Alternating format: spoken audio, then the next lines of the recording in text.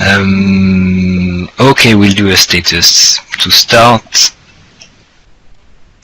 like this one, and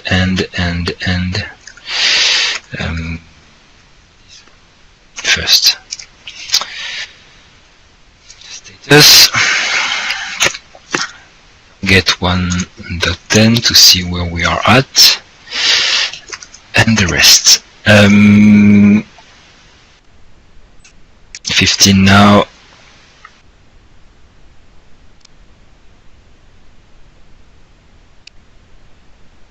Daniel is here. Piotr didn't join. Good evening. Hello. So status 6 days ago, fixing media library clone function from Jasmin. So far, nothing interesting. Get unique file name. Okay, so you're not trying to use a copy name, just a new name. Get unique file name from an existing service.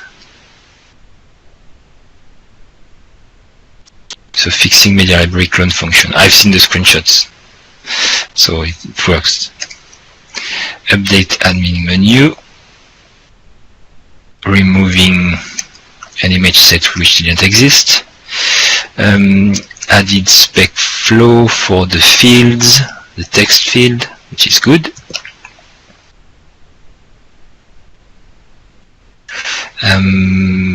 Merge 110x into dev. This is Daniel changing the way the layouts are exported using a CDATA section instead of with some JSON, I assume, instead of serializing it in XML. Using Markdown NuGet package, so there was a bug for that. So instead of having the class inside the Markdown repo, now it's using the NuGet package, so that if another module wants to use Markdown, it can also use the NuGet package, and there won't be any conflict. That's it. This one, fixing references to deprecated modules. This one was preventing some modules to be enabled, like audit trail, because the modules are not there by default when we do the packages, like task list. The deprecated modules are not there when we do the packages, and sometimes they actually don't rely on that, so we can remove them. And this one, same thing, doesn't rely on this one, so we can remove it. And the Orchard side factory is about the Specflow tests not enabling the deprecated modules because we don't need them for Specflow test. This one is a branch. This is fixing the location of the generated files using the code generation command when you want to include the module in the solution. This one is fixing Azure Blob Storage. I can't remember in which case, probably when we have ports inside the URL. This one, dependency on Orchard.Layout. Yeah, Orchard.Layout depends on Alias. And I assume it's a new dependency, I don't know.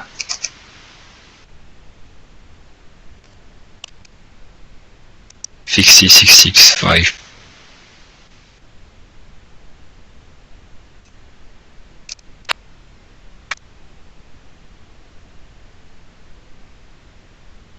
Dependency resolution exception. Oh, if you disable the layout.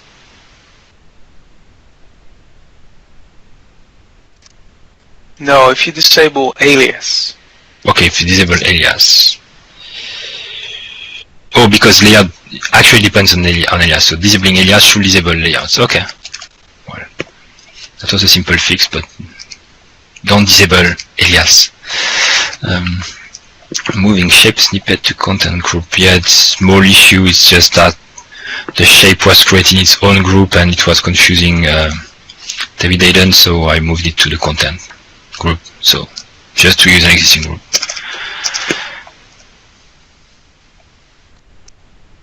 Fixing exception during command line setup with snippets. I took Sipka's code. It didn't create a pull request, it just added it in the issue, so I just added this method to this placeholder, which is just a stub in case we don't have an HTTP request or server in the current HTTP context or work context. So this should work. Fixing versions on manifest. Yes, some modules didn't have the correct versions, so I fixed it.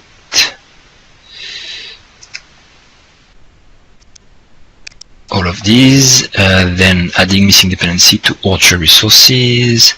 These which are reverted, I reverted, so I won't look at it because it was reverted, it was wrong. This is using NuGet version of NUnit. So this is actually a bunch of copy-paste from Benedict's branch, which was there, which was mixing Azure Test Fix and NUnit upgrade to NuGet. And apparently, I don't know since when effectively the CI was broken with NUnit, so it needed the NuGet version. So I did the change, which is by removing NUnit from the lib folder, updating the script to use the location of NUnit, and here also this is to remove the trace from the unit test, this is to remove the trace from the unit test, and this is to remove the trace from the unit test, and that worked. Benedict fixed some things in the packages, I will see that later. Merge into dev, then merging stuff we saw,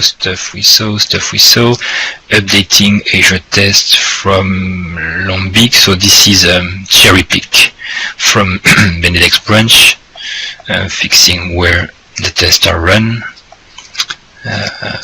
For Azure Test, this is using the new version of mock and the new version of NUnit from the NuGet packages mostly. Sorry, it's just here it's just mock. Fixing the unit test and mock. Okay. This is just disabling the Azure test because they were failing. Oh no, this is not just because they were failing. Probably also because they required Azure emulator, and I was not sure about the CI agent, how it will cope with that. So so to disable that, I created a new target to just test Azure. There is test which tests everything, and test Azure which will test Azure. So test won't run Azure by default. It's just if we explicitly call build test Azure that it will run the Azure tests. So this is how I'm preventing the CI from running the Azure tests. I also attempted to fix that on my branch. So I changed the way the base class for the Azure test tries to start the storage emulator, and it worked on my machine. So, but we'll see if that works on the agent as well. But if the agent has a recent version of the Azure SDK, then it should be okay. I'm not sure it has the Azure SDK. That's the issue. We can try. Yeah, we can add some backwards compatibility with earlier versions if that's necessary for the agent. So this is merging 110x in dev. Then this one is it's fixing a very old bug. People were requesting. I was sad to do it because Jean-Thierry worked so much on that, and I just cherry-picked some of his solution.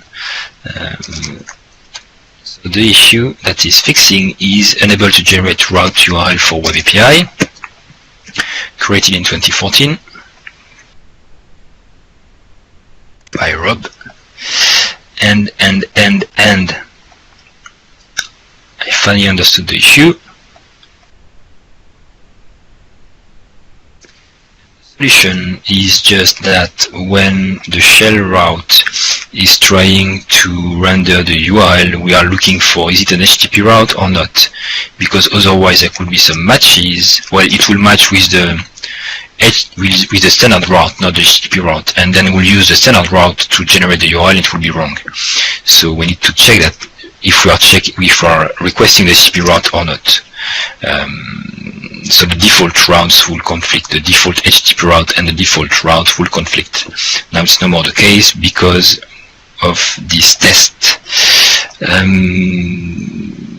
And it also fixes a bunch of related issues, I think.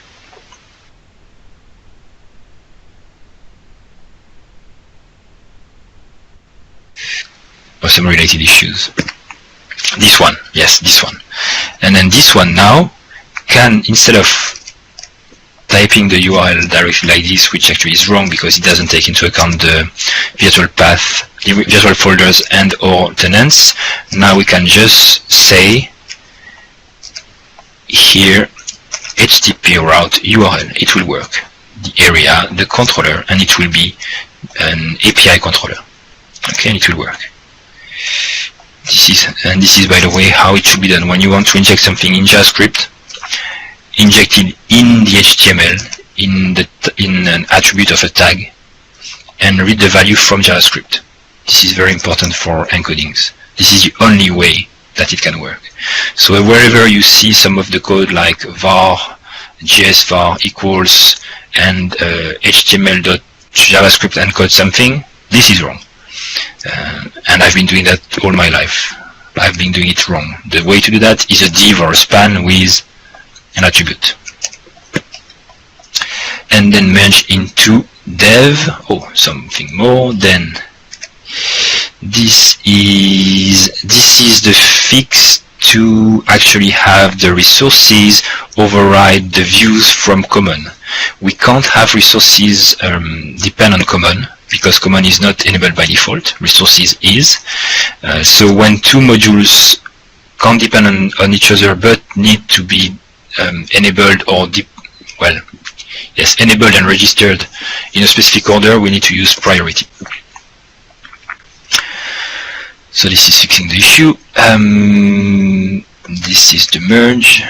Support for snippet manifests. This is a different branch from Sipke. We'll talk about it right after that. Improve style for RTL. He sent some screenshots and it looked better, so I'm good with that. Fixed layout editor.js bug. This is Sipke fixing something. 6.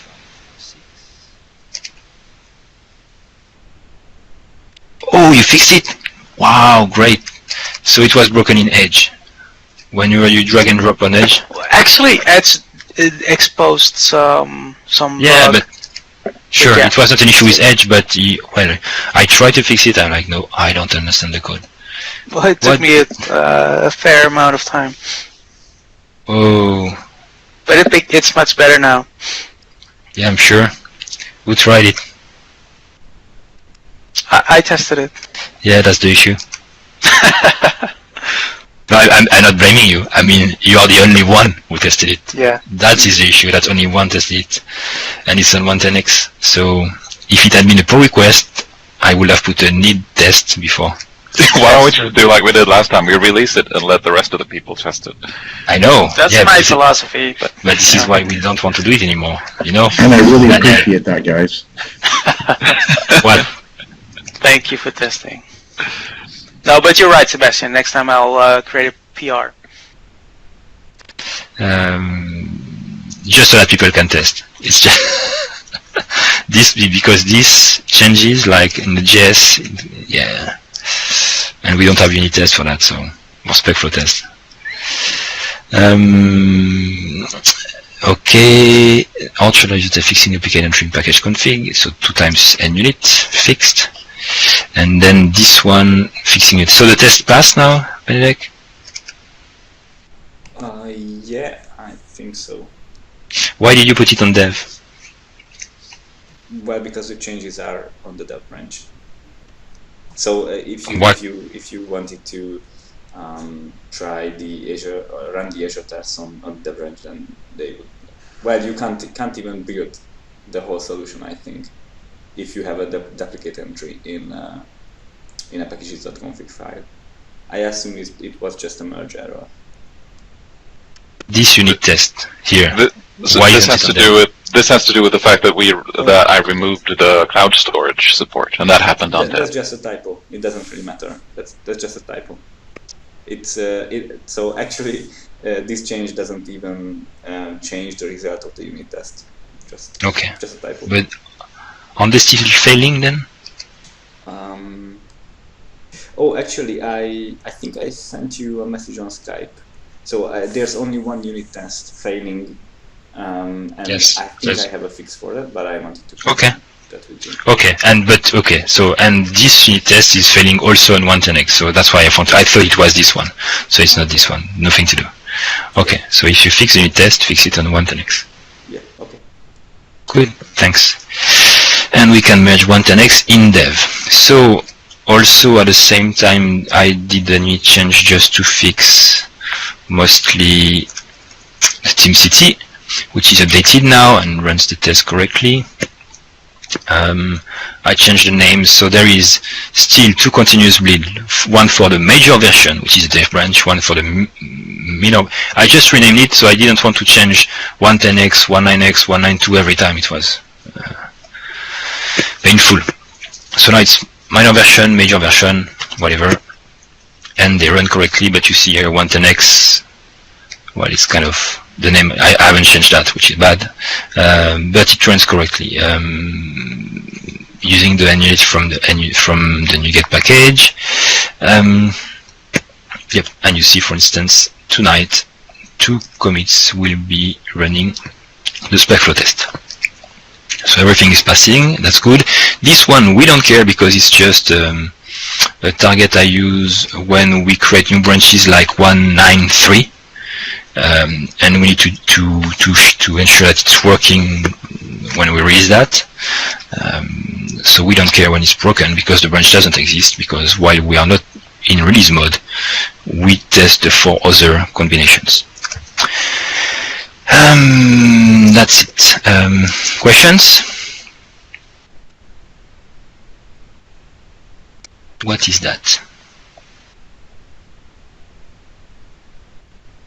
Nothing interesting. Okay, good. Next. Anyone has a demo? I didn't ask, by the way. No, but I have a little thing to say. Okay. Say it.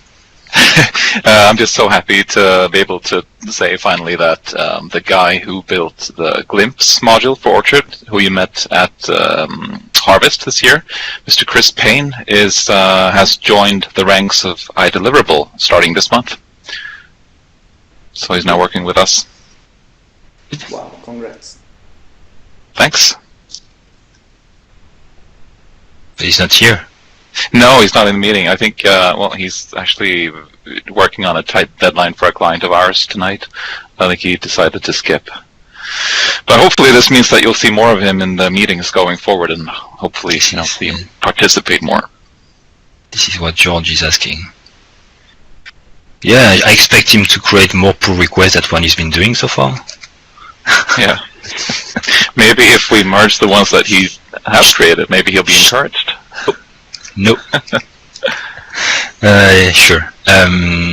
Okay, so no demos, just Chris Payne works iDeliverable. And fix that. No more demos or announcements?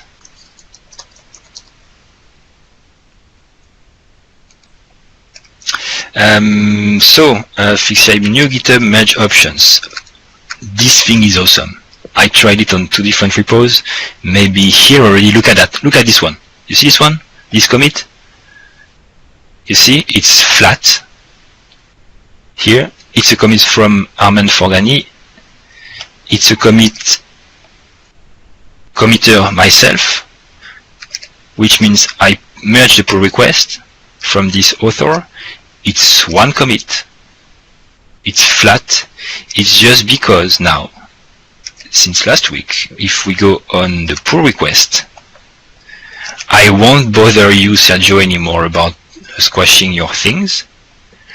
We just go, let's look at one of yours, for instance. You have 5 commits. What the, Sergio, look at that. I don't even know what what you're doing here. It's wrong. Whatever is wrong. Because you're in the pull request, there are some other things like this. You should rebase your stuff on top of dev so you don't see that and merge it. But still, now, the good thing is that when we click, well, it doesn't even merge. I can't use you as an example. I will use this one. When we merge, now we have the choice to squash and merge. And I actually disabled the other option, which was the create a merge commit, so another commit and keep all the commits in the merge branch. Now squash and merge will do exactly what we wanted, which is squash everything and rebase it on top of the target branch. So it will appear flat and one commit for the pull request. So you won't be bothered anymore for squashing things. It's perfect. And I did that. Great. Yep. If we want to keep the squash and squarge, thank you, Antoine. I didn't know about the name. If we do want to do a squarge, it works very well. And for those who ask, because there might be multiple commits, which one will be taken into the commit message or description, whatever in GitHub, you can still, even when you merge, you can still rename the commit message and description. So this is the one which will be used. And I assume by default they will take the latest one. And that's perfect. It works very well. So I'll be using that. And anyone who wants to merge pull request should also be using that. But ideally, everything should already be squashed. But well, we won't have this merge commit here, which is just, you see, doing some more tangly things that we don't know what's happening and on which branch it is. Now it's much better. So. Second new thing on GitHub response templates, which is that now when we have pull request, here you can, I haven't tried it actually, but I don't know where it is. It's here, you see, create a saved reply. So when we do always the same comments on the pull request or the issues, we can create templates for answers and just like shortcut to reply something like please fix the formatting, or please squash your commits, but now we can't use that anymore, or please add a repro, or please add a unit test, things like that. So we can have that. So far I haven't created any. We might want to do some at some point if we find some useful ones. But that's the new things in GitHub, which are kind of nice. And what is that? Interesting. Shortcuts for one char. Okay.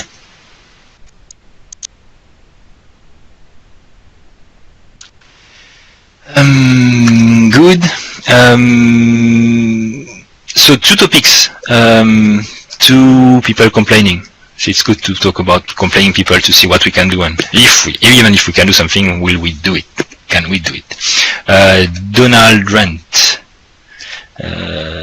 Not Donald Trump. Is that his name? Or is it? I think, isn't it Donald? No, I meant Rant. Oh, Rant, I meant. No. Donald Bouton or something. Or Donald's Oh, friends. Mr. Okay. Bolton. Yeah, I know who you mean. Yeah, he rants.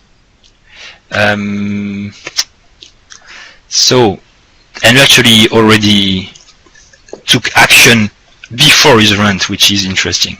Where is that? Oh, Donald Bolton. Okay, Donald Bolton. Is it this one? It's not this one. If I click on his name. Where is that? The issue was closed, maybe, the one that you're looking for. Oh, this one. So it's some. Oh, yes, someone closed the issue. Discussion. Show me an Orchard CMS since 1.9 that has RSS feed validates. So I try to decipher sometimes what's the purpose of the rent. So here, RSS feeds don't validate, I assume. So we work with search and on point to content, feeds that validate, sitemap that works. So okay, we don't have sitemaps that work. We don't have RSS feeds that validate. Does it mean like XML validation? Even the new one does nothing, just renew Orchard sitemap is in for bad measure. Orchard sitemap. What is Orchard sitemap? Blog archives that have an accurate count. There are issues, I assume, with blog archive. I think there is one bug open. I'm not sure there is a repro. And this is why also I don't want anyone to touch blog archives, because it's so complex that touching it breaks. You fix one bug, you open two others. Caching destroys any RSS and XML. Advanced sitemap stated that when 3 years ago. I don't know what it means. I assume that it's old. Module. Some of the standards of HTML do not work in Orchard. I mean to be intentional. Yes, this is intentional. Severely lacking proper perspective and focus on what it should be and working on. So I assume that there are issues which are relevant here. Some things are broken, and we should have issues or try to track them and fix them. I also think he's mentioning that there are more bugs in 1.10 than there were in 1.9, which I agree, and this is why we took action by saying we need more unit tests, or we require unit tests or Specflows tests on some features, and we also require more people to test PRs before merging them if we think it will break some related features. So we hope that the next version won't have as many bugs as 1.10. But that's good. And then I assume if anyone understands the issues, we should open them, create new issues to track them. Like sitemap. We don't have a sitemap in Orchard. It's probably broken in this module. It might be broken. I don't know. I'm using it on some sites. I think I'm using it there. Is there a sitemap there? How do I access the sitemap? We just do /sitemap.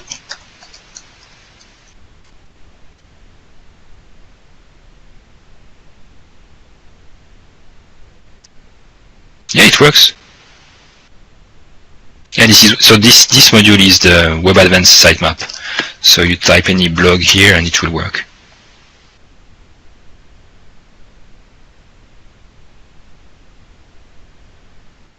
See last mode. Yep, that works. So sitemap for this website works, and it's on 193. And when I say this website, there are 800 blogs there and 200 on some other instance, and so it works. The RSS works, and I'm telling you that Scott Gooseberry has lots of people subscribe to his RSS, and it seems to work. Maybe it doesn't validate, I don't know, we need to check.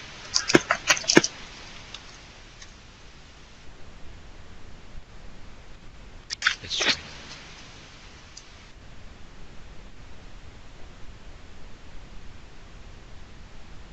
Ooh.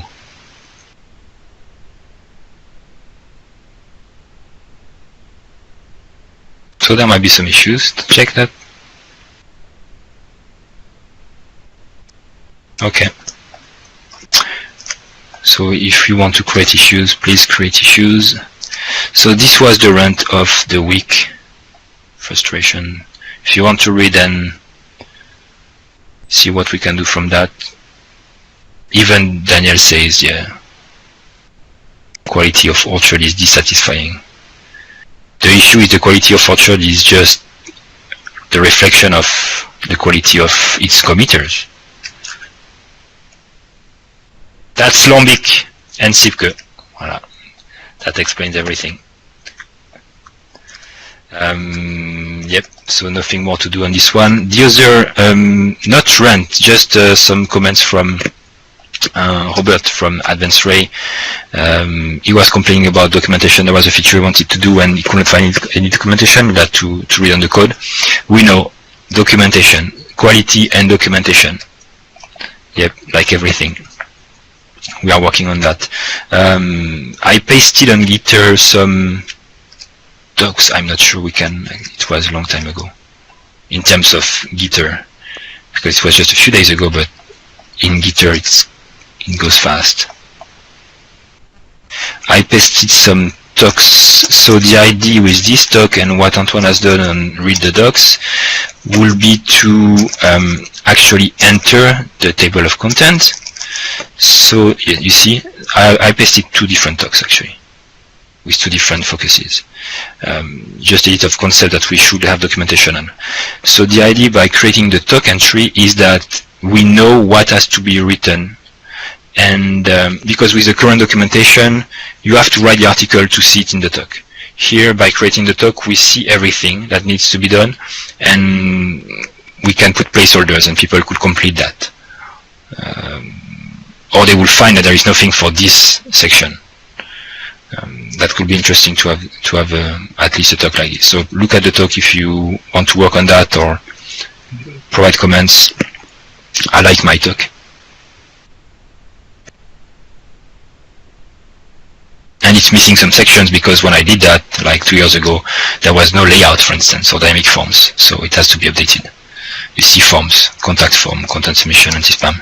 It's not up to date, but most of it is still relevant. So the 2 things here. That's it. Questions about it? Comments? What did I miss? Sitemaps are static.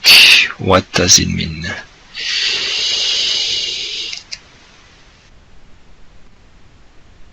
This is a valid RSS. Good.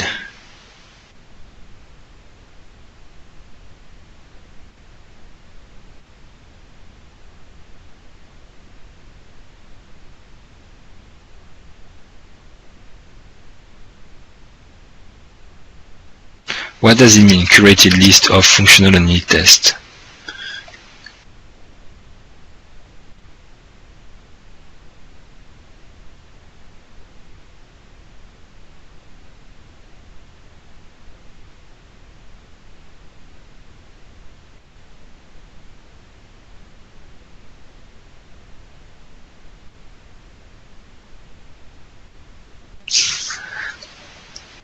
Curated list of functional and unit tests.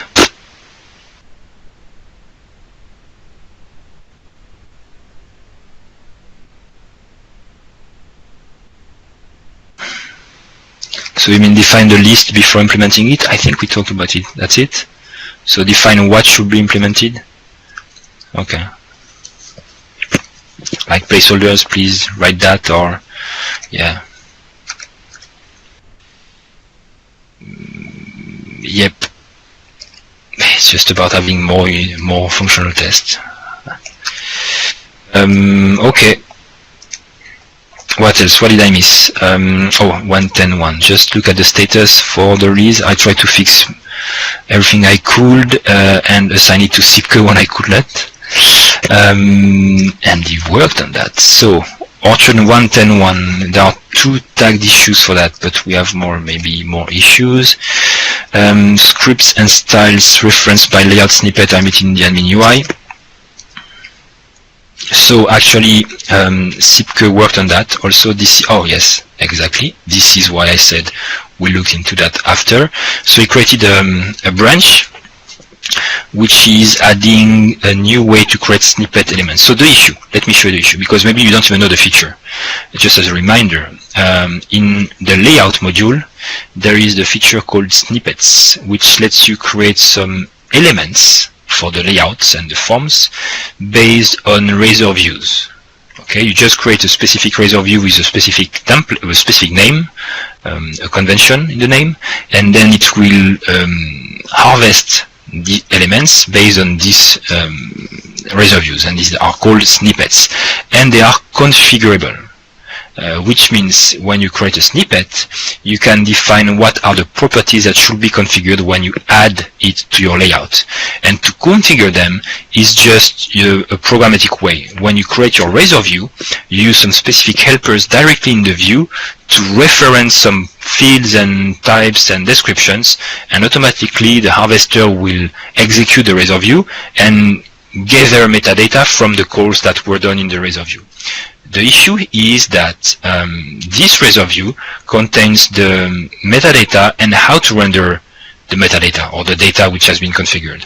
And to gather the information, it's rendering the view. And while it's rendering it, it's executing all the resource helpers. And these resource helpers will affect the admin rendering. And these resources should just be rendered on the front end. So we need to execute the razor view to gather the metadata, which will execute the resource manager, but this will impact the admin, and it should have just impacted the front end. So there is an issue. So what was suggested and what SIPCO implemented is a way to separate the metadata declaration and the rendering. And he did it in a clever way, which is not breaking with what we have today. It's just an optional file, which is currently in this branch called foo. Feel free to talk to explain the name of the file. I don't remember. .txt, but this is different. Yeah, just txt. So instead of the HTML extension, use txt as proposed by Daniel. Yes, here. So now, yeah. .params.txt. So that's all. That's been removed. Oh, there's a new one now. Okay. Yeah, without the params. Okay, just .txt. So if you have a snippet called foo.cshtml, you just create foo.txt and you can define what is in foo. Okay. Well, and this is good because when we need to talk also about the naming and what we have inside. What I wanted to emphasize is two things. The fact that you used YAML, which I think is not a bad idea actually. So if it's not a breaking change, so we are targeting 110x because we want to fix the bug. And it's not a breaking change, it's just a new feature. So all the snippets should actually use the new way to do that. Like just use the razor view for rendering on the front end and use this params file, this model file, which will be the name of the snippet .txt in the now, and will contain some YAML. You don't have an example here. There is in the documentation here. So this is what it will look like in the YAML file. Display name, toolbox icon, fields with a type, display name and description. So this is exactly what you had before, but now in YAML instead of running some code and HTML helpers. So that's good. And this is interesting. So you're describing the object model in YAML. At some point I was like, why not use JSON? But yeah, that's good because everything it's better to have everything in YAML because we already use it for the manifest. That's fine. We might want to do the same thing in JSON for Orchard 2 because now in Orchard 2 everything is JSON. But here YAML makes sense. My question, two questions, because you sneaked in some module.md file in the pull request. I commented on the branch, so you know. You sneaked in some module.md file. And my concerns with this thing, well, which is a good intent so that every module will be able to document itself, okay? And where did I comment on that? I think it's been removed already in a later commit. No, Sipke? Yeah, I removed it after the comment because I agreed with these suggestions, and it is out of scope for that PR, so it should be done separately. Okay, so we don't talk about it. My concerns were that. So, but we can talk about it. Yeah, that's good. So your intent was to add documentation at the module level, and my concerns were that by doing that like this, nobody will see it, nobody will follow it. And in the end, it will be kind of useless. So you're doing some work for nothing because it's just your own little word in your own little module with the documentation. So if we want to do that, we should have a PR which does that for most of the modules, and we make it first class in the admin also. So we use actually the content somewhere. So it's useful. So that's a way to do documentation per module, but then we need to, it's not just that, it's also integrating it in the admin. So if people think it's a good idea and think we should rely on that and promote doing it, then why not? I'm not opposed to that, but it has to be done on purpose, like we do a feature. Let's do the documentation at the module level, and let's integrate it in the admin, not just your own effort on your own module. It can't work like this. What do people think about the idea? So you see the thing, it's module.md, some Markdown file which will contain some documentation and can contain great documentation, complete documentation, but then we need to use it somewhere. On the other side, it might be interesting, if you want to do that, to actually contribute to read the docs, and for each module create the entry for documentation for the module, and so that people can contribute, anyone can contribute to documentation on read the doc, and not having it have the documentation part in read the docs, part in the module itself, and you have to go to the admin. So I don't know. Maybe it's complementary, but yeah. We should open discussion also on Gitter and as an issue to see what we should do for that. If we should continue with the module.md or just focus on the read the docs. So you removed it, and now the name of the file is somewhere here.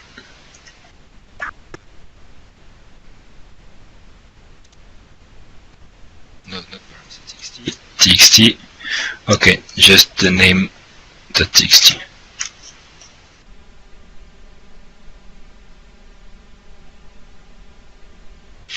Yeah, that's good.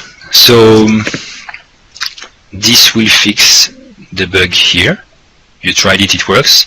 You can create a pull request and we'll ask someone to try it. We might even, yeah, I'm not sure David will try it because he will have to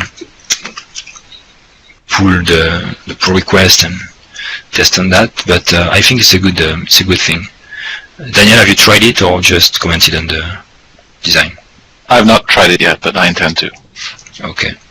So if you create a pull request, please zip code and we'll mark it need testing and people will try it. Yeah, so I did create a pull request. Oh. We'll do that.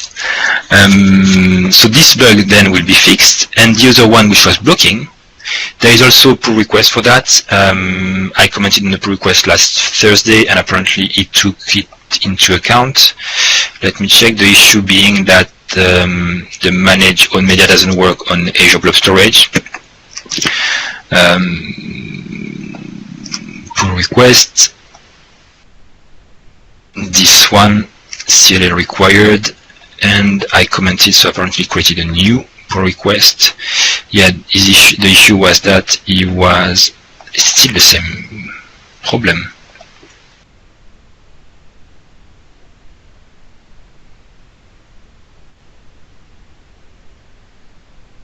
So I commented that it was a breaking change, and it's still a breaking change.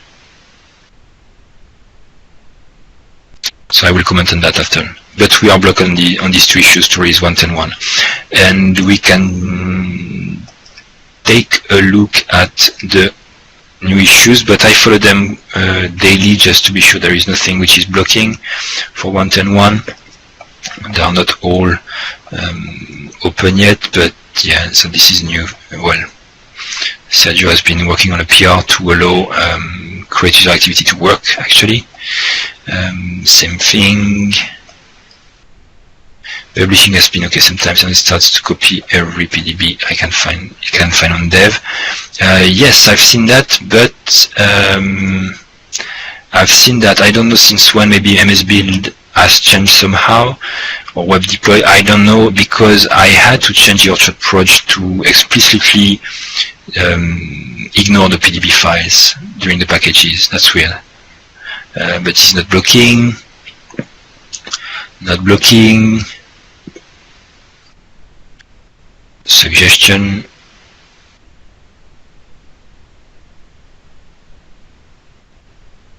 Maybe not blocking. Element harvester should not be singletons. I look into it, but Zipke created it and is assigned automatically. Content definition lists are alternated. This one, I saw that on, yeah, you see it, I think it's kind of ugly, I don't know, but it was not this way. Now it's alternating Yeah, I noticed this a few months ago as well. Yes, so some CSS changed and impacted this. So yeah. It's odd because even when you expand it, it's weird. So, but not a major issue, just details. Where is my list of issues? Here. And just checking so that if there are more than 6 days, then we have triage it, I assume, on Thursday, so it's fine.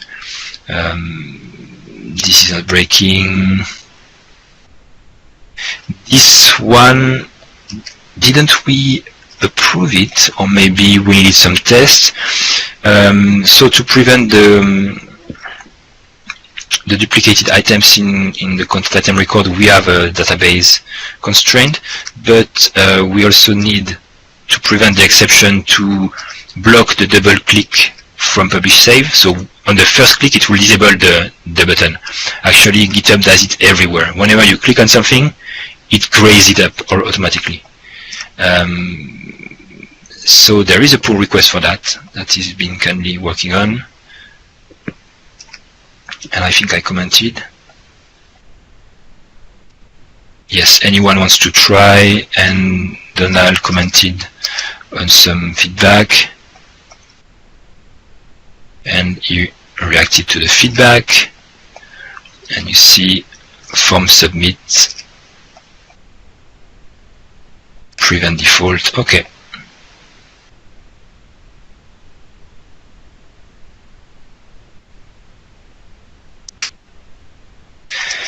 Form submitted. Yep. So for any form, if you click the submit button, you won't be able to submit it twice, which is fine. So we just need someone to try it and to ensure it works and doesn't break any obvious scenario. Okay. Any questions or topic you want to talk about?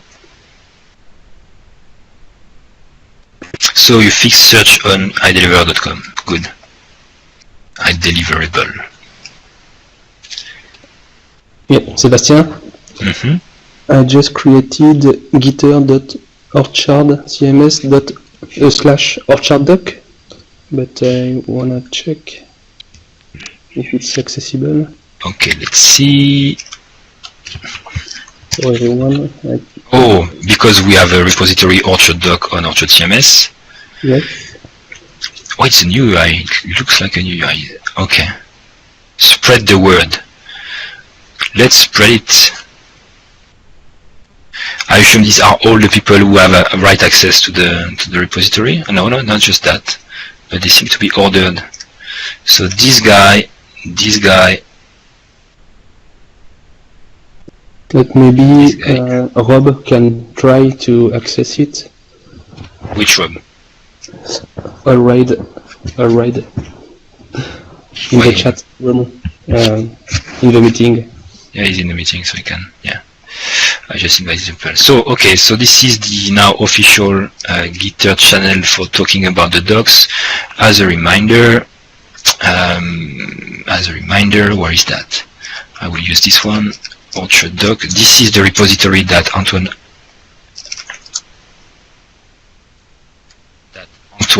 So this is the doc. Well, this is the old doc. Yes. You don't have a repository for the new doc? A branch called RTM. It's a branch on this repository? Yes. Good. So we can use. So we'll at some point it will be the master branch. We'll merge it and it will become master branch. But so what is the URL of the RDT doc? I don't remember. Orchard project.readthedocs.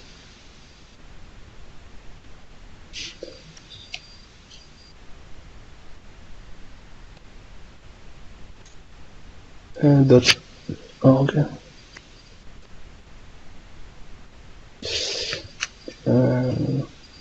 Maybe Orchard. Try just.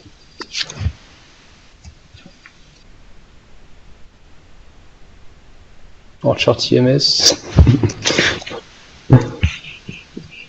Orchard doc. Orchard doc. Okay. Okay. And And I am the admin of this red button. And where do we go to see the talk?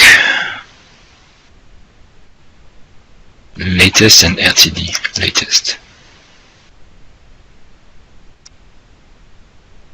Or in the footer on the left, you can switch to RTD. Yes. Footer. Oh, this one is fine. No, it was on the previous page. Yes. Okay, so I will share it there. Join room. This is it. And for anyone who wants to look at it and participate to the talk and update it or fill some content, then please do that. Yes, but you need to know how does read the docs works, and you have to install Python and a few things if you want to test locally. Oh, to test locally, but we can write doc without installing Python. You can just create your files and right? Yeah, maybe. Sure. I'm sure. For example, the ASP.NET team uses read the docs. And they have a wiki page explaining what you have to install to make it locally. Yeah, let's look at what they do. And Rob is right. First thing to do is bootstrap the doc by documenting on the doc. How to contribute, how to write doc, and yep, and also a complete talk, so that people know what to write about, and it's engaging to contribute. Okay. Thanks, Antoine. Any other topic? Am I missing something? Harvest? When do we do harvest?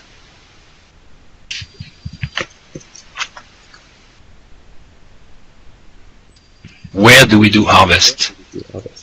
So I heard two suggestions, one being Newcastle and another one being Miami.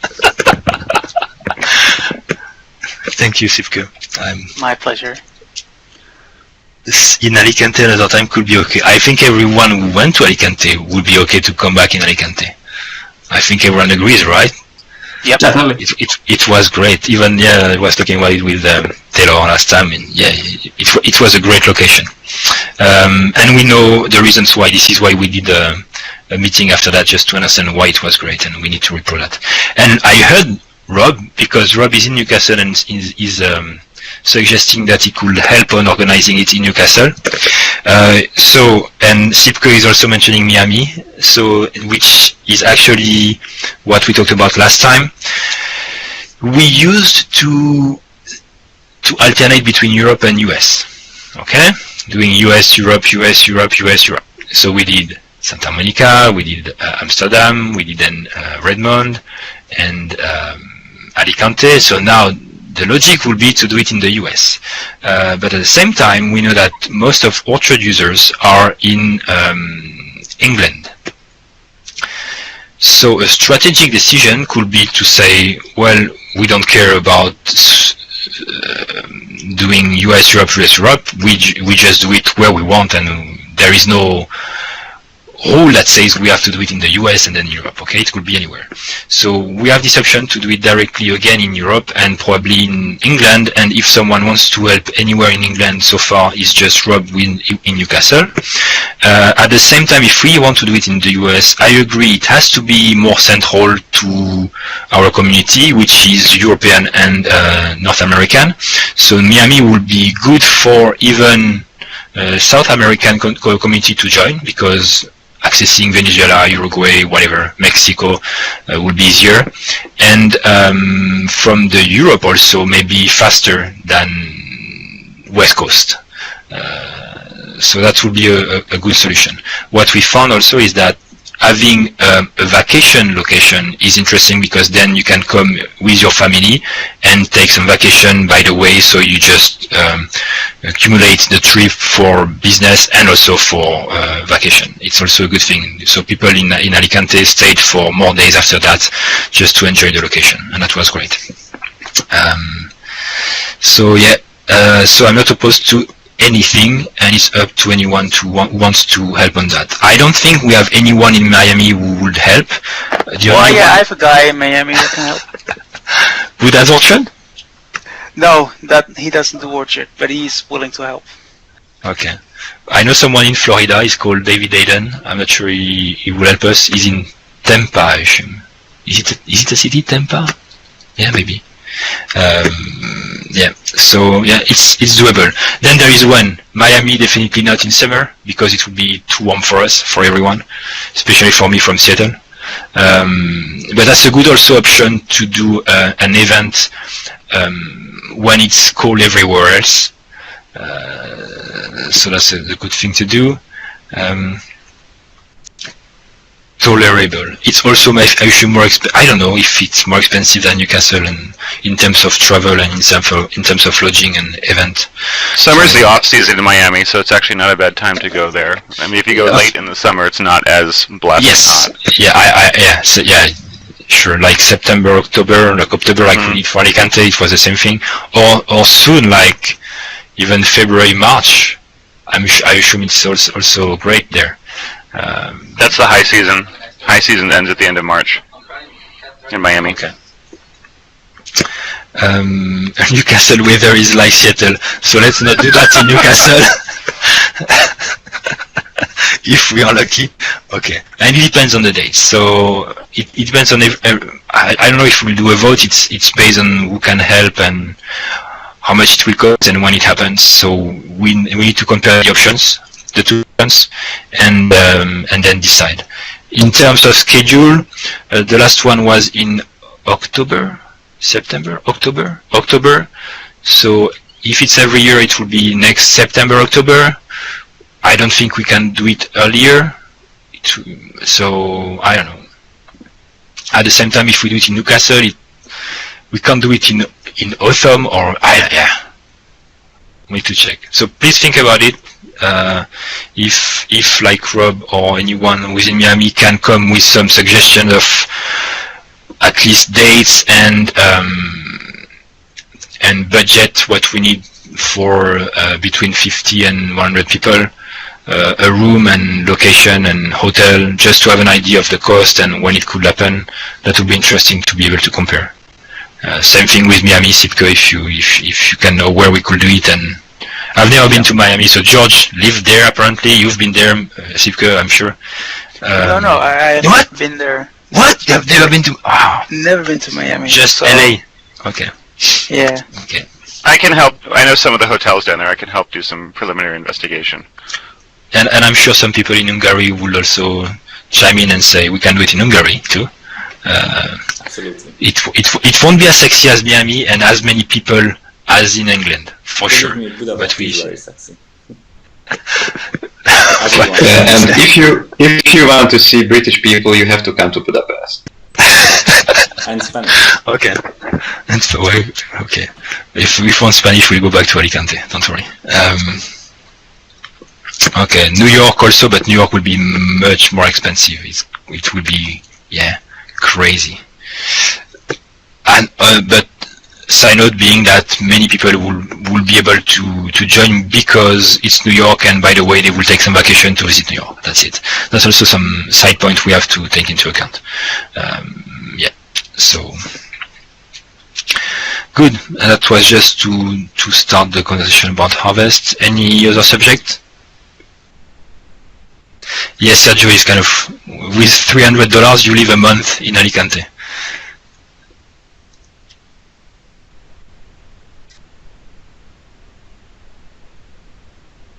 Okay. Good. So target 110.1 very soon. We're just waiting for 2 PRs to ship a 110.1.